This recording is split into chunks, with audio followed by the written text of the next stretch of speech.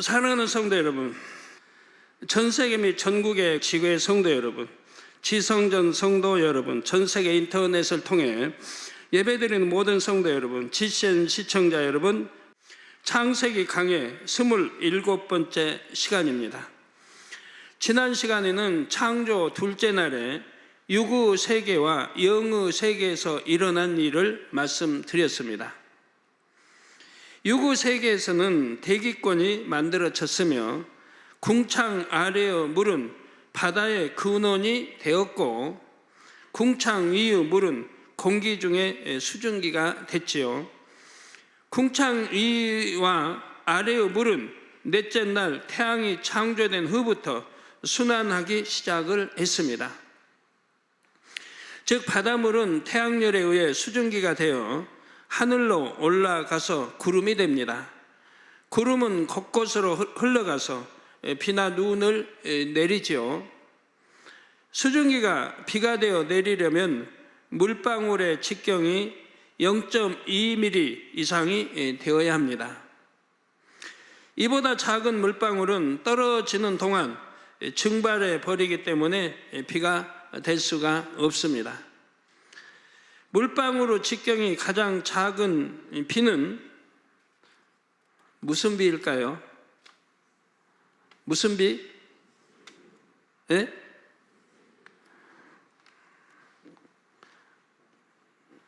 이슬비죠. 옛날에 60년대 참 얼마나 가난한 때 손님이 오면요, 고운 손님이 오면 지금 밖에 비가 오는데 이슬비가 와요 라고 대답을 해줘요. 그런데 싫은 손님이 오면 가랑비가 오고 있습니다 라고 가라는 뜻이에요. 가랑비나 이슬비나 뭐 다 거의 거기죠. 만일 기온이 영하로 떨어지면 비가 아닌 눈이 되어 내립니다. 성도님들은 혹시 눈을 자세히 들여다본 적이 있으십니까? 사람이 사는데 모두 얼굴이 다르듯이 눈의 결정도 모두 모양이 다릅니다. 모양이 모두 제각각이면서도 신기하게 기본적인 형태는 거의 육각형이죠. 눈의 결정 사진들을 함께 보시겠습니다.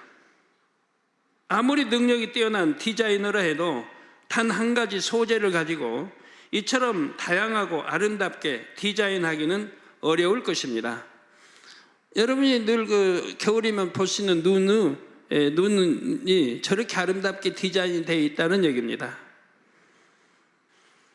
그런데요, 저 눈이 어떤 눈이든 간에 한결같이 육각형이 되어 있다는 얘기예요.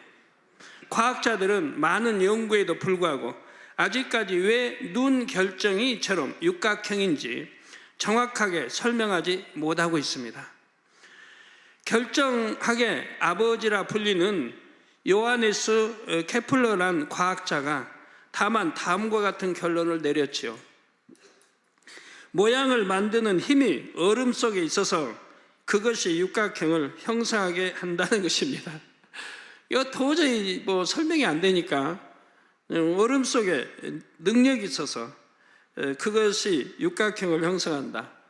그 모든 눈을 이렇게 육각형을 동일하게 다 형성하게 얼음이 만든다고 그런 능력이 있다면 그 얼음이 창조주 하나님 역할도 하네요.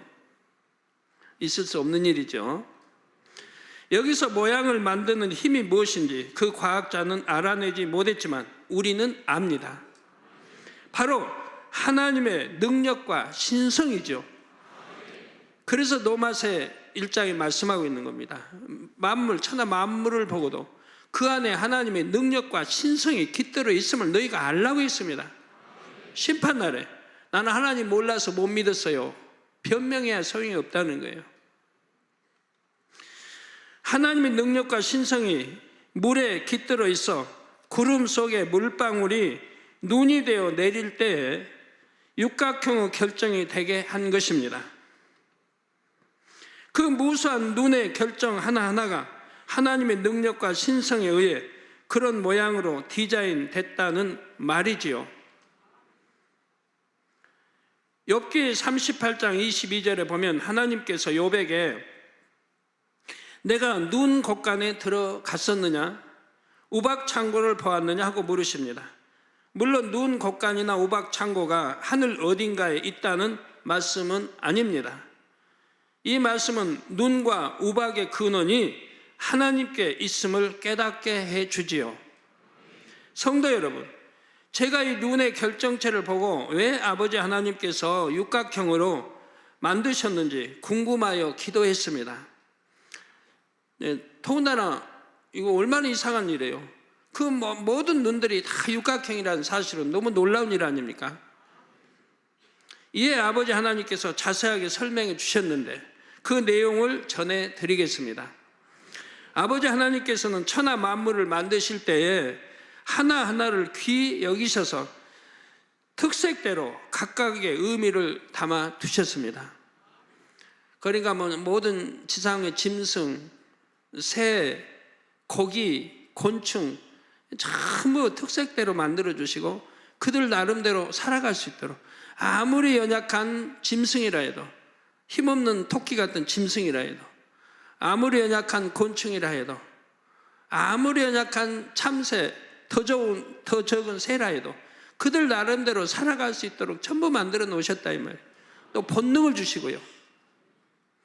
또 배우지 않아도 학교 가서 배우지 않아도 사랑할 줄 알고 언제 교미해야 할 때를 알고 또 교미해서 암수해서 새끼를 낳고 또 하나님 창세기 1장에 말씀한 대로 그래서 또 퍼져나가고 그 종족을 유지할 수 있도록 계속 역사에 가는 것이고요.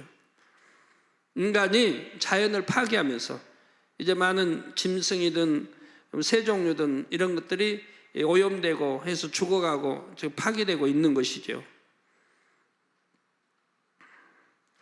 전능자의 솜씨를 알 수 있도록 하나님의 능력과 신성이 깃들게 하셨을 뿐만 아니라 아버지의 마음과 뜻도 담아 주셨죠. 예를 들어 새를 지으실 때는 찬양을 즐거워하시는 아버지의 마음을 담아 주셨습니다. 우리 천국 가면은 천사들도 하나님을 흠모하여 찬양하고 경배하지 않습니까? 누구나 다 하나님 찬양하고 경배 올립니다. 대부분의 새소리는 밝고 맑은 느낌이지요. 그래서 새소리를 들으면 마음이 상쾌해집니다. 목소리가 곱고 노래를 잘하는 사람을 보면 목소리가 꾀꼬리 같다고 말하기도 합니다. 사람들이 아름다운 새소리를 들으면 기분이 좋아지듯이 하나님께서는 찬양 듣기를 즐거워하시지요. 더구나 하나님의 자녀들이 하나님을 사랑하는 마음으로 찬양하면 그 소리를 참으로 기쁘게 들으십니다. 이러한 아버지 하나님의 마음을 우리 인생들이 알 수 있도록 하기 위해 새를 지으실 때는 아름다운 소리를 낼 수 있게 해 주셨다는 사실입니다. 또한 새들에게 날개를 주신 이유도 있습니다. 인생들은 두 발을 땅에 딛고 살아가지만 새는 날개가 있게 공중을 날 수 있지요. 아버지 하나님께서는 인생들이 공중을 나는 새를 볼 때 무엇을 깨닫기 원하셨을까요? 사람이 발을 딛고 살고 있는 이 땅, 이 유구 세계와는 차원이 다른 세계가 있음을 알기 원하셨습니다. 하나님께서는 새 하나를 지으실 때에도 이처럼 인생들을 향한 하나님의 마음과 뜻을 담아 주셨던 것입니다. 그래서 새가 날아가면 자연이 고개를 들어 하늘을 쳐다보게 되지 않습니까? 다른 모든 피조물들도 마찬가지입니다. 어떤 것에는 마음의 향을 받기 원하시는 아버지의 마음을 담아 주셨습니다. 또한 불같이 일어나는 하나님의 권능을 표현하신 것도 있고 창조주가 한 분임을 표현하신 것도 있습니다. 만물을 통해서도 우리가 유심히 살펴보면 창조주 하나님 한 분의 창조주가 계셔서 그분이 설계하여 모든 만물이 나왔다는 것을 알 수 있다 이 말입니다. 저는 80년대 개척해서 얼마 안 됐는데 퍼뜩 이걸 깨우쳐 주시는 거예요. 퍼뜩.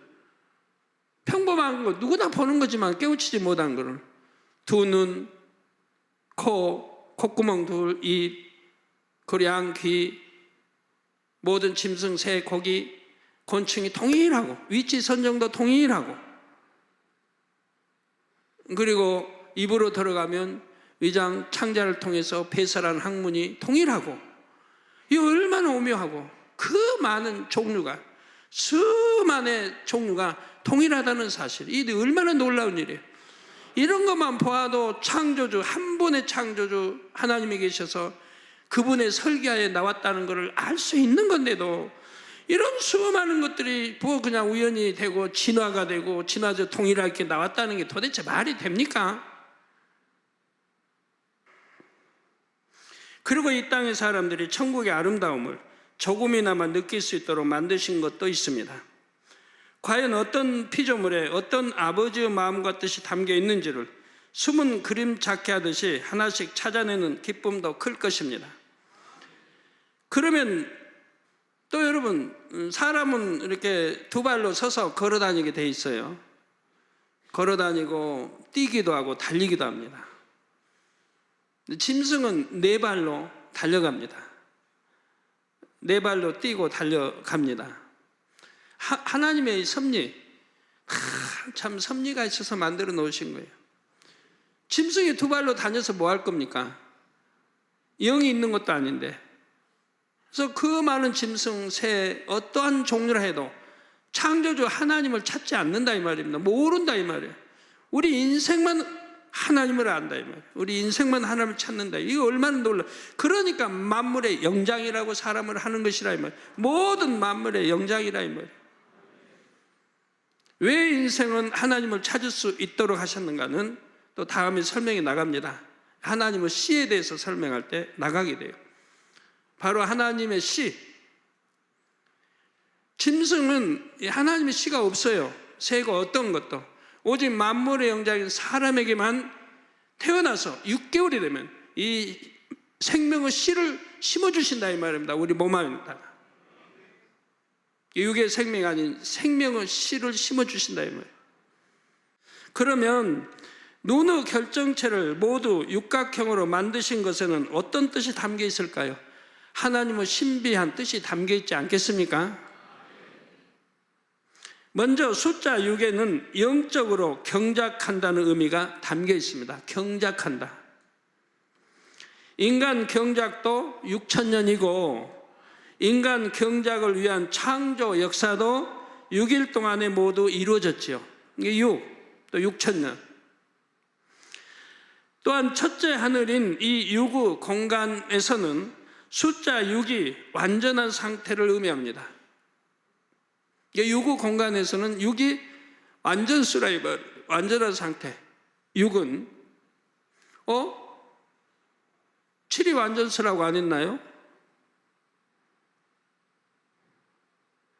했어요, 안 했어요? 그럼 지금 뭐 틀렸나요? 예? 헷갈려요? 아니죠? 설명 잘 들으셔야 돼요. 예. 첫째 하늘인 이 6의 공간에서는 숫자 6이 완전한 상태를 의미합니다. 6,000년이면 인간 경작을 하기도 충분한 기간이고 창조 역사도 6일 동안에 다 이루어졌기 때문입니다. 아버지 하나님께서는 측근의 천사장들에게 장차 베푸실 창조 역사에 대해 이런저런 설명을 해 주셨습니다. 그래서 루시퍼도 타락하기 전에 하나님께서 이루실 창조 역사에 대해서 많은 것을 들어 알고 있었죠. 그런데 루시퍼는 하나님의 창조 섭리 중에서 선과 진리와 빛의 분야를 자신의 마음에 담으려 하지를 않았습니다. 이게 선이다, 또 이 진리다, 빛이다 이런 거는 자기 마음에 담으려고 하질 않았어요. 교회도 그런 분들 있잖아요. 신앙생활 5년, 10년 하면서도 이 선이다, 빛이다, 진리다 하는 건 담으려고 안 해요. 마음에도 담으려고 안 해요. 그러니까 10년 동안 신앙생활에도 믿음이 들어가질 않아요. 잘하지도 않아요. 그냥 예배 드리는 것 같아도 항상 머릿속에 생각이 딴 데가 있는 거예요. 하나님 말씀 듣는 것 같아도 생각은 딴 데가 있어요. 신령과 친교 예배 안 드려요. 믿으려고는 안 하는 거예요. 늘 듣다 보니까 지식으로는 아는데 마음에 믿으려고 안 해요. 그런 사람도 혹 있다는 얘기예요. 가룟 유다처럼. 주님의 그 기사표적 권능을 가룟 유다는 보면서도 마음에 담으려고 안 했다 이 말입니다. 지식으로는 알지만 그렇게 신앙생활 하는 사람도 있다 이 말이에요. 그걸 바로 길가밭이라고 한다 이 말입니다. 구원과는 상관이 없죠. 자기에게 필요한 것만을 담았고 타락한 후에는 오히려 그러한 것들을 하나님을 대적하는 방편으로 이용했습니다. 그러면서 하나님께서 원래 세우신 근본의 개념을 많은 분야에서 변질시켰습니다. 예를 들어 음악과 춤을 두신 근본의 개념은 하나님을 찬양하기 위함이지요. 그런데 누시퍼는 이 근본의 개념을 변질시켜서 사람들이 자신의 정욕을 충족시키는데 음악과 춤을 사용하도록 사주했습니다. 또한 사단을 숭배하는 데에도 사용하게 했지요. 누시퍼는 음악과 춤뿐만 아니라 다른 많은 분야에서도 하나님께서 세우신 근본의 개념을 변질시켰죠. 그 중에 하나가 바로 숫자 6입니다. 누시퍼는 숫자 6을 사용하여 짐승의 수 666을 만들었습니다. 계시록 13장 18절에 보면 지혜가 여기 있으니 총명 있는 자는 그 짐승의 수를 세어보라. 그 수는 사람의 수니 666이니라. 1, 2, 3, 4다 사람이 수죠. 뭐 짐승이 천사가 해놓은 거 아니잖아요. 우리 사람은 수라고 합니다. 계시록 강의에서 말씀드렸듯이 짐승의 수 666은 바코트에 찍힌 숫자입니다. 장차 7년 환란에 떨어진 사람들이 이 표를 이마나 손에 받으면 이삭 줍기 구원의 기회마저 잡을 수가 없게 되지요.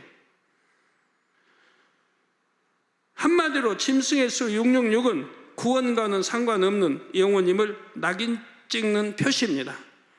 여러분 혹여라도 그런 거 받으려고 해서는 안 됩니다. 그런 경우 있더라고요. 받으면 편리하다고. 편리해서 받는다고. 절대로 여러분 그런 거 받으면 안 됩니다. 누시퍼는 이처럼 숫자 6을 안 좋은 곳에 사용하여 그 근본의 개념을 변질시켜 버린 것입니다. 이렇게 누시퍼가 변질시켰다 해도 아버지 하나님께서 세우신 근본의 개념이 사라지는 것은 아니지요. 하나님께서 세우신 숫자 6의 본래의 개념은 경작한다는 의미라 했지요. 첫째 하늘인 이 6의 공간에서 숫자 6은 완전하다는 의미라 했습니다. 아버지 하나님께서는 누시퍼가 숫자 6의 개념을 변질시킬 것을 아셨죠. 왜 이 6을 지배하고 다스리니까. 또 하나님이 왜 6의 어떤 그 뜻이 의미 있는 걸 알기 때문에 그 6을 이렇게 또 변질시켜 나갔다 이 말이에요. 그래서 숫자 6의 개념을 변질시킬 것을 하나님은 아셨다 이 말이에요. 그래서 숫자 7로서 온전함을 이루셨다 이 말입니다. 모든 창조 역사는 6일 동안 이루셨지만 하루를 더하여 7일째는 안식하셨지요. 그래서 총 7일이 되게 하신 것입니다. 또한 인간 경작도 6,000년 동안 이루시지만 이후 이 땅에서 1000년 왕국이 이어집니다. 누시퍼의 악한 영들의 사주로 인해 황폐해진 이 땅을 완전히 회복시키시고 구원받은 영혼들이 1000년 동안 지내게 하시지요. 그래서 결과적으로 7,000년을 채우십니다. 이처럼 숫자 7은 영적인 개념에서 완전수입니다. 그러니까 7은 완전수 분명해요. 그런데 영적인 뜻에서 완전수가 7이라 이 말입니다. 육적인 개념에서는 6인 것이고요. 완전수 7과 관련된 영적인 개념의 예는 성경에서 많이 찾아볼 수가 있지요. 그 중에서 몇 가지 예를 말씀드리겠습니다. 먼저 요한계시록에 나오는 하나님의 7영을 들 수가 있지요. 7영은 완전수입니다. 완전한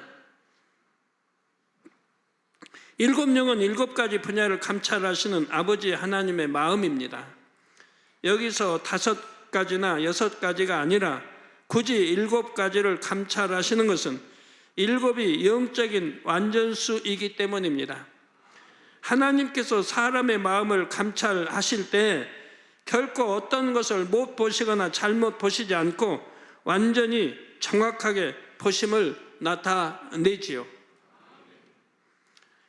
레위기 4장에 보면 속죄제를 드릴 때 속죄 제물의 피를 반드시 7번 뿌릴 것을 명하셨습니다. 7이 영적으로 완전수이기 때문에 7번 뿌린다는 것은 죄를 완전히 털어낸다는 의미입니다. 열왕기하 5장에 엘리사가 나아만 장군의 문둥병을 고쳐줄 때도 요단강에 몸을 7번 씻으라고 했지요. 열왕기하 5장 14절에 나아만이 이에 내려가서 하나님의 사람의 말씀대로 요단강에 7번 몸을 잠그니 그 살이 여전하여 어린아이의 살 같아서 깨끗하게 되었더라 했습니다. 만약에 요단강에 6번을 잠궜다 그러면 역사 일어나지 않았습니다. 완전수 7번을 잠겼을 때 모든 허물과 죄가 씻겨지고 그래서 문둥병이 치료를 받은 것이라 이 말입니다. 열왕기상 18장에 엘리야 선지자가 3년 6개월의 가뭄을 끝내는 비의 응답을 받을 것도 7번째로 확인했을 때였습니다. 1번, 또 2번, 3번, 그래서 7번째 확인이 되고 그러나고 비 소식이 있음을 알렸습니다. 창세기 33장에 야곱이 20년 만에 형 에서를 다시 만났을 때도 몸을 7번 땅에 굽혔다 했지요. 형에게 완전히 굴복하겠다는 뜻입니다. 완전히 굴복하겠다. 그래서 여러분 금식을 해도요 다 이유가 있어서 날짜가 나오는 거예요. 하루 금식하든가 아니면 3일 금식하든가, 누가 6일 금식은 안 할 거예요. 7일 금식하지. 또 할 수 있다면 12일, 또 할 수 있다면 17일, 아니면 21일 이렇게 맞춰서 하지 않습니까? 21일 하지 누가 20일 하는 사람 없을 거예요. 우리 성도들이라면. 하나님의 숫자에도 다 의미가 있어서 거기에 맞춰서 여러분들은 하려고 하실 것입니다. 마태복음 18장 21절에 베드로가 예수님께 주여 형제가 내게 죄를 범하면 몇 번이나 용서하여 주리이까? 7번까지 하오리이까? 하고 여쭙지요. 이에 예수님께서는 22절에 답하기를 내게 이르노니 7번뿐 아니라 70번씩 7번이라도 할지니라 하셨습니다. 70번씩 7번 용서하라는 이 말씀의 의미는 완전히 용서하라는 것이죠. 완전히 7에다가 또 10 곱하기 70, 77은 49, 490번을 용서하라는 거예요. 완전히 다 용서하라는 거예요. 이처럼 숫자 7은 영적인 개념에서 완전함을 뜻합니다. 한편 숫자 6도 원래 개념은 유구 세계에서는 숫자 6이면 완전하다는 의미라 했지요. 이렇게 원래 하나님께서 숫자 6에 완전함이라는 개념을 담아 놓으셨음을 알 수 있는 몇몇 증거가 있습니다. 그 중에 하나가 바로 눈의 결정체가 모두 육각형이라는 사실입니다. 아버지 하나님께서는 유구 세계에서는 면이나 부피나 높이에 있어서 육각형이 가장 안정적이고 균형적이다라고 말씀해 주셨습니다. 삼각형이나 사각형이나 오각형은 불안정하다 하셨지요. 그런데 흥미롭게도 사람의 몸에 가장 유익한 물의 분자 구조가 바로 육각형이라는 사실입니다. 이 놀라운 일이에요. 육각형의 분자 구조를 가진 물을 육각수라고 하지요. 인체의 전체 중량 중 물은 60에서 80%를 차지합니다.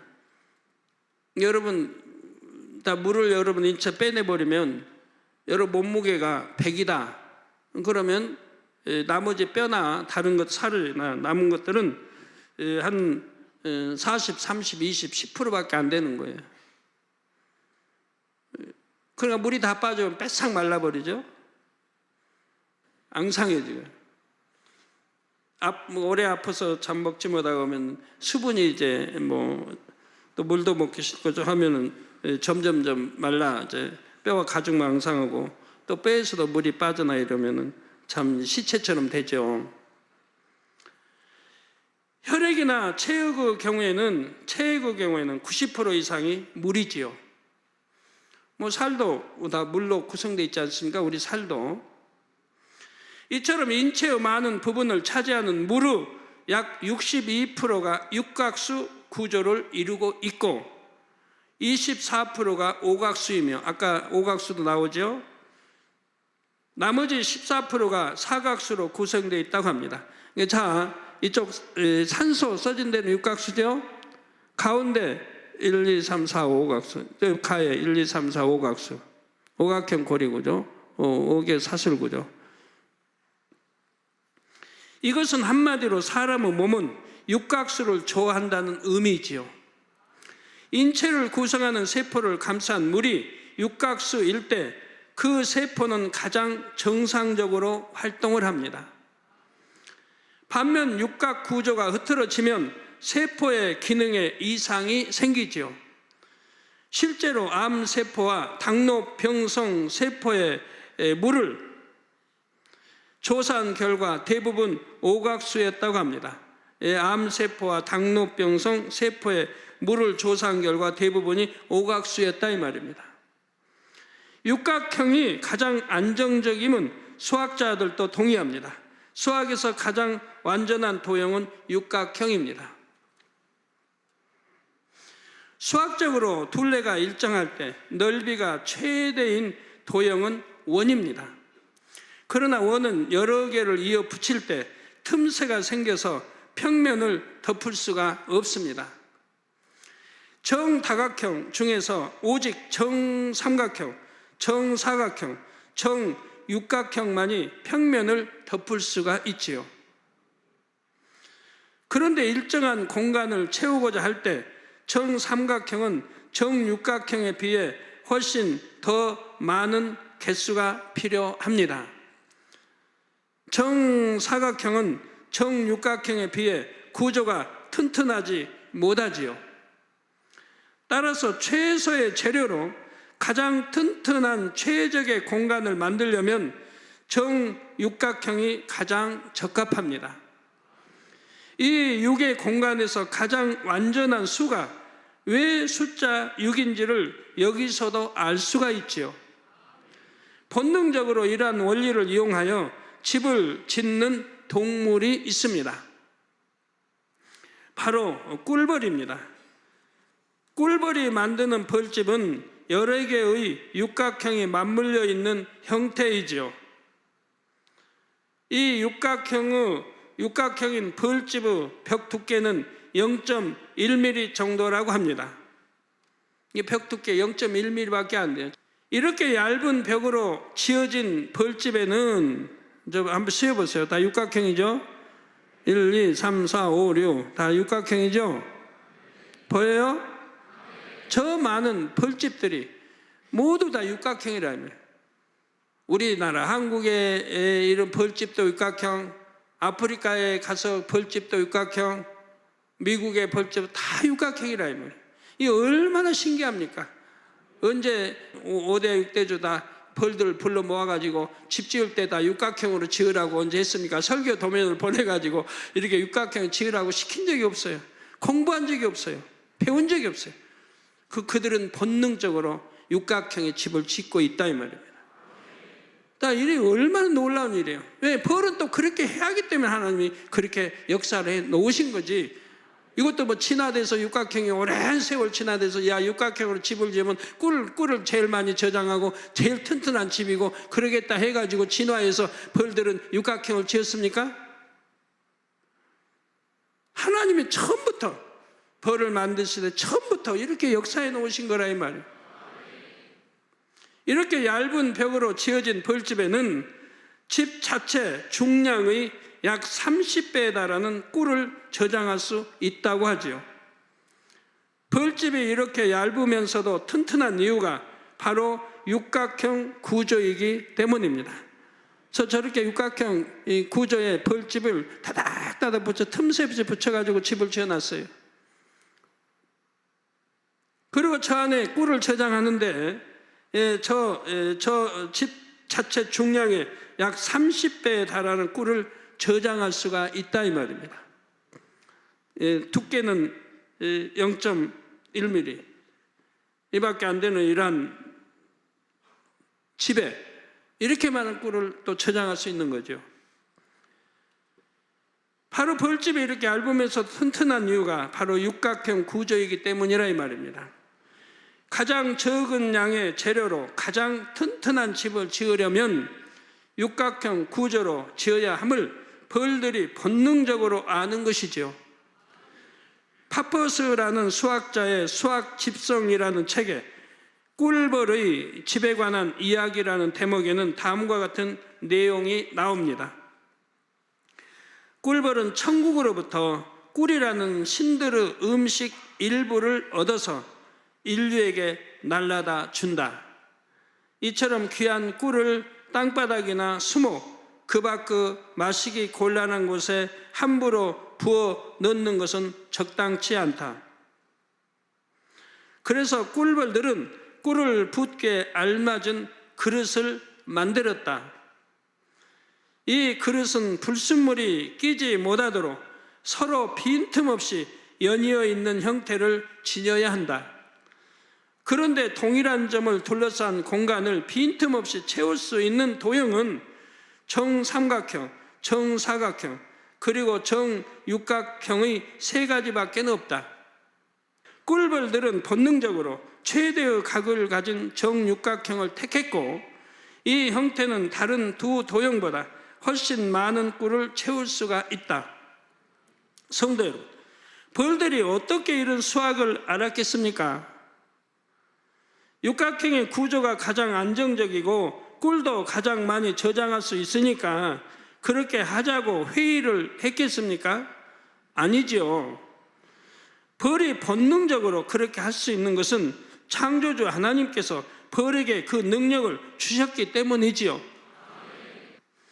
이러한 벌집식 구조는 하니컴이라 불리며 여러 방면에 응용되고 있습니다.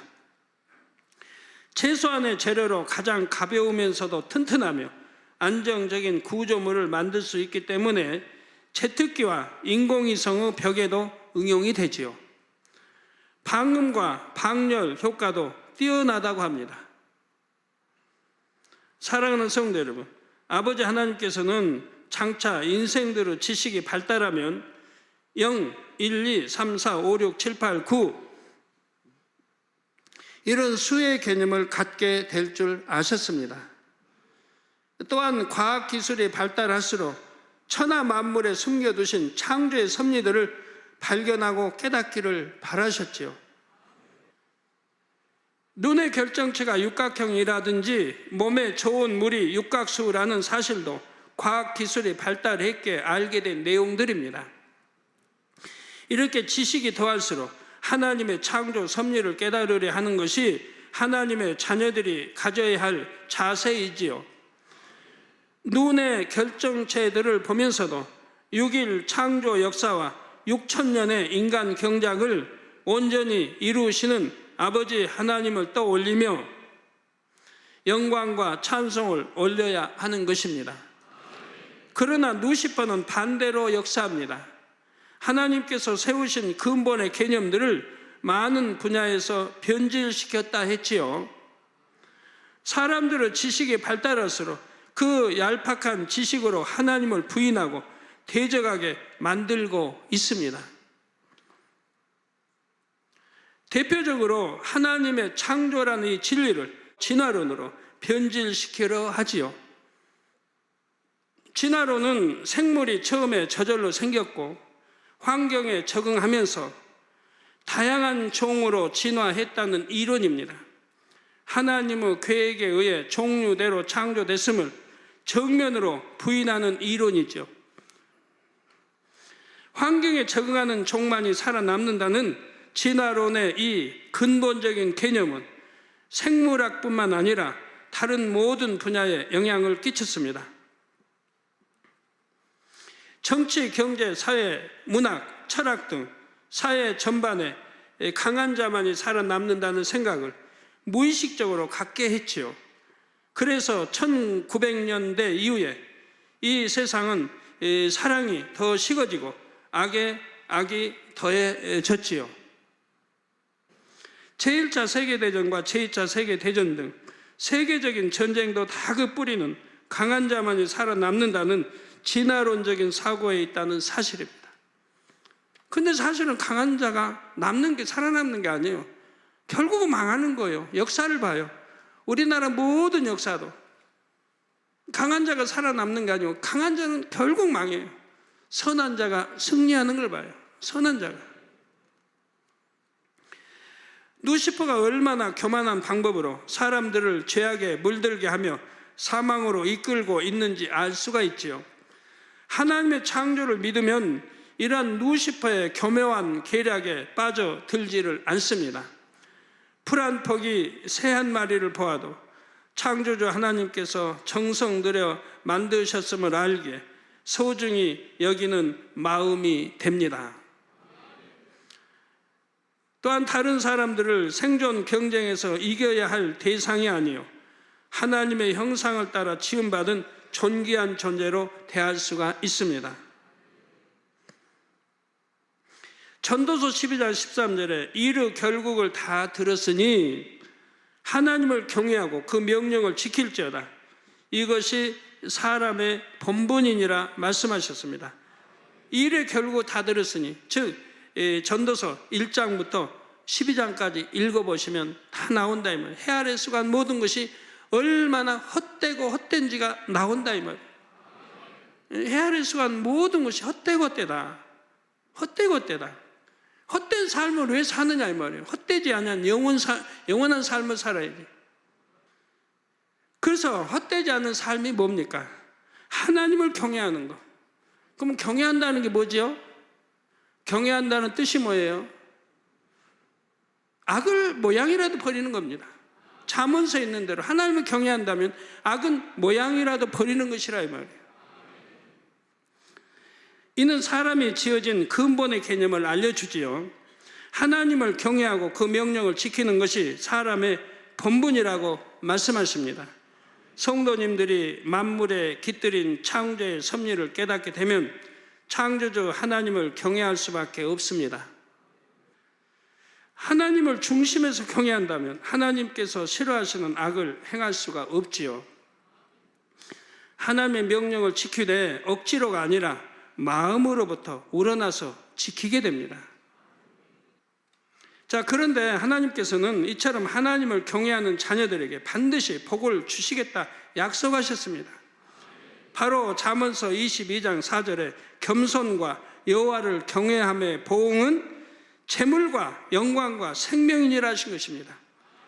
겸손한 분, 여러분 하나님이 축복해 주신 분들은 겸손함, 겸손, 여호와를 경외함의 보응, 악은 모양이라도 버리고 하나님을 사랑하는 것, 거기에 대한 보응, 하나님이 주시는 축복은 재물, 영광, 생명이라 이 말이에요. 당연히 생명으로 영생 가는 건 당연하고, 그리고 재물도 주신다 이 말이에요. 또 먹으나이보다 마시나 하나님께 영광 돌릴 수 있도록 영광도 입혀주신다 이 말이에요. 우리 성도님들 다 이렇게 돼야죠. 성경에 답이 나와 있잖아요. 답이 다. 겸손, 여호와를 경외함의 보응은 재물, 영광, 생명을 하나님 주신다 이 말입니다. 그 외에도 많이 구약 신약에 어떻게 하면 축복받는다는 그 비결들이 나와 있지 않습니까? 우리 모든 성도님들이 창세기 강해를 통해 더욱 중심으로 하나님을 경외하셔서 예비된 영광과 풍성한 복을 받으시기를 주님의 이름으로 축원합니다.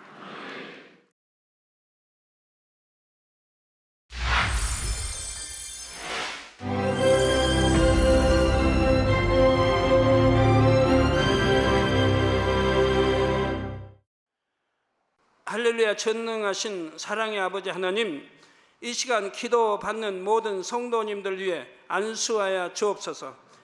GCN 방송과 인터넷과 화상을 통해 기도받는 지교회와 지성전 그리고 전세계 하나님의 자녀들 위에도 시공간을 초월하여 역사하여 주시기를 원합니다.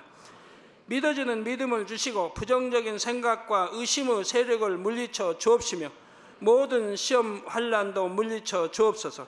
머리부터 발끝까지 오장육부 뼈 마디마디 온몸의 신경 조직 세포 등 아픈 곳마다 성령의 불로 태우시고 근본의 빛으로 역사하여 주옵소서. 예수 그리스도의 이름으로 명하노니 원수마귀 사단 모든 질병 균 연약함아 물러가라. 빛이 임하라. 모든 불친 난치병도 성령의 불로 태워 깨끗하게 역사하여 주옵소서. 말라리아를 비롯한 모든 풍토병도 물리쳐 주옵소서. 깨끗함을 입을지어다. 감기, 기침, 열, 몸살, 독감 등 각종 유행성 질병도 다 물러가라. 어떠한 유행성 질병 균도 틈타지 않게 지켜 주옵소서.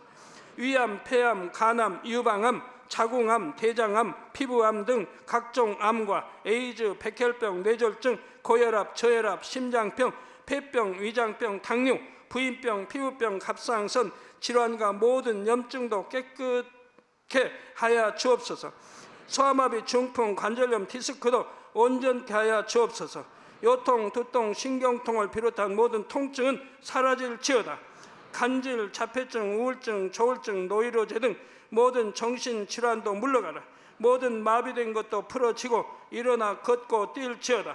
눈도 잘 보이게 하옵시고 귀도 잘 들리게 하여 주옵소서. 소경은 눈을 뜨고 기머거리는 들으며 벙어리는 말할지어다. 각종 사고 후유증도 깨끗게 하시고 부러진 뼈도 붙여 주옵소서. 화상 입은 것도 온전케 하옵소서. 화기야 물러가라. 열도 물러가라. 아버지 흉터도 나지 않게 역사해 주시기를 원합니다. 마약을 비롯하여 각종 약물과 독극물 중독도 깨끗함을 입을지어다. 죽은 신경과 세포가 살아나며 죽은 자도 살아나게 하여 주옵소서. 잉태의 축복도 주시기를 원합니다. 잉태 축복을 받으라. 예수 그리스도의 이름으로 명하노니 원수마귀 사단아 하늘 공중 곳에 잡은 악의 영들아 물러가라. 그의 사자들도 물러갈지니라. 이 땅의 악한 영, 더러운 영, 거짓되고 간사한 영, 이간질하고 미혹하는 모든 어둠들은 물러가라. 모든 흉악의 결박을 풀고 어둠아 물러가라. 빛이 임하라. 아버지 하나님, 부르짖어 기도할 수 있는 능력을 주시고 죄를 버리고 성결될 수 있는 능력을 주옵소서. 영혼이 잘됨같이 범사에 잘되게 하시고 가정의 복음화도 이루어 주시기를 원합니다. 한 주간도 모든 사고와 재앙으로부터 지켜주시고 불통이 없는 형통한 삶을 살 수 있도록 축복해 주옵소서. 성령의 불담으로 천군 천사와 주님의 불꽃 같은 눈동자로 모든 하나님의 자녀들과 가정, 일터, 사업터를 지켜주시기를 원합니다. 학생들에게 지와 명철을 더하시고 공부도 할 수 있는 뜨거운 마음과 열정도 더하여 주옵소서. 마음과 생각을 세상에 빼앗기지 않도록 지키시고 하나님을 뜨겁게 사랑하는 학생들로 축복하여 주옵소서. 하나님의 자녀들이 먹으나 마시나 입으나 무엇을 하든지 하나님 앞에 영광 돌리는 삶이 되게 축복하여 주시기를 원합니다. 나는 하나님을 만났노라, 체험했노라, 응답 받았노라, 축복 받았노라, 간증하는 입술이 되게 역사하여 주옵소서. 아버지 하나님 감사합니다. 홀로 영광 받으옵소서. 우리 주 예수 그리스도의 이름으로 기도하옵나이다. 아멘.